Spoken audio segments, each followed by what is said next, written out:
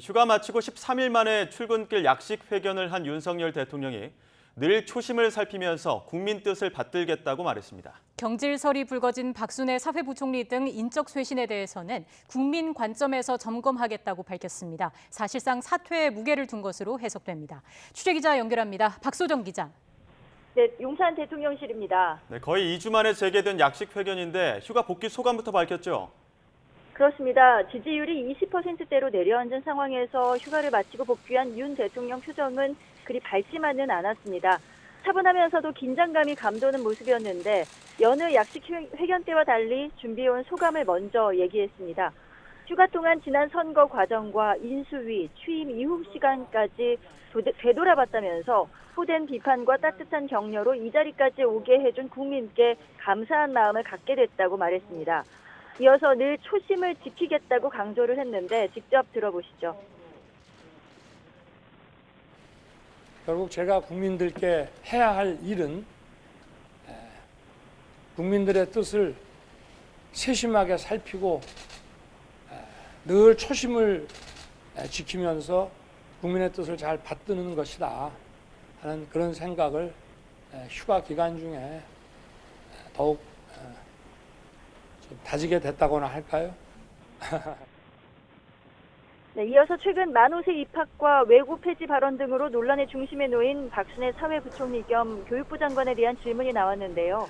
앞서 오늘 아침에 대통령실 핵심 관계자는 YTN 통화에서 박 부총리의 오늘 사퇴 가능성에 대해 배제할 수 없다고 언급을 했는데 인적 쇄신에 대한 물음에는 윤 대통령 이같이 답했습니다.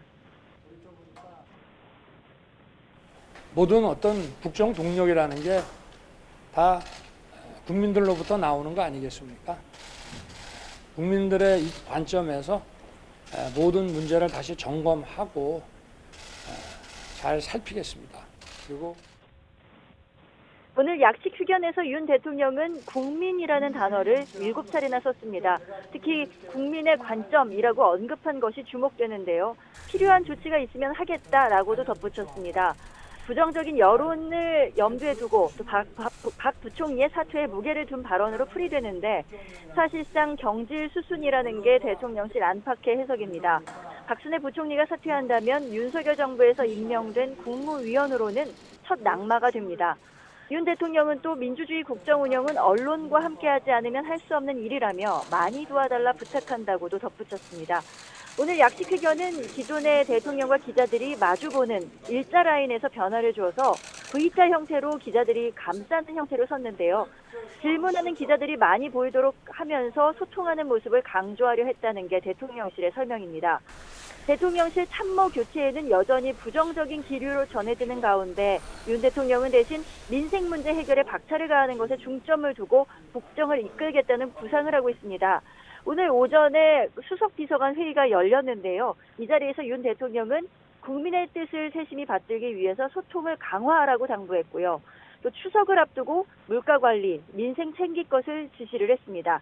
그리고 오찬으로 한덕수 국무총리와 주례 회동을 했는데 이 자리에서는 모든 가용 자원을 총동원해 과감한 추석 대책을 마련하라고 주문했고 개혁과제 출발은 국민의 마음을 살피는 과정부터 시작해야 한다고도 강조를 했습니다.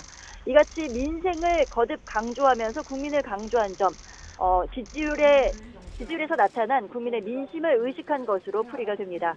지금까지 용산 대통령실에서 YTN 박소정입니다.